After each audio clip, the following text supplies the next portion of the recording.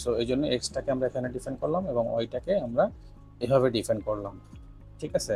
আর train করানোর জন্য আমরা এই জিনিসটা হচ্ছে ট্রেন করানোর জন্য আমরা এখানে একে বলে দিচ্ছি এবং বলে দিচ্ছি যে এই ট্রেনটা হবে 80% ট্রেন থাকবে আর 20% টেস্ট থাকবে, মানে টেস্ট মানে আলাদা করে এটাকে আমরা টেস্ট হিসাবে রাখবো। টেস্ট হিসাবে কেন রাখবো, দেখেন যদি আমরা 100% এটাকে ট্রেন আপ করাই ফেলি, তাহলে আমাদেরকে কি হবে, যদি নতুন কোনো ডাটা আসে এই ডাটা সেটে, তখন কিন্তু সে হচ্ছে কি ওভারফিটিং করে ফেললো। আমরা ওভারফিটিং দেখেছিলাম যে ওভারফিটিং করলে কি হয়, তখন আর এটা প্রেডিক্ট করতে পারে না, তখন এরর বা লস এটা অনেক বেশি চলে আসতে পারে। কারণ সে নতুন ডাটা পেলে তখন সে ওইটাকে কি করবে, সে একটা মুখস্থ করে আসছে 100% ডাটা, এগুলোর উপরে ডাটা যেহেতু মুখস্থ করে আসছে, সে তখন আর ওগুলোর উপরে ভিত্তি করেই সে রেজাল্ট থ্রো করবে।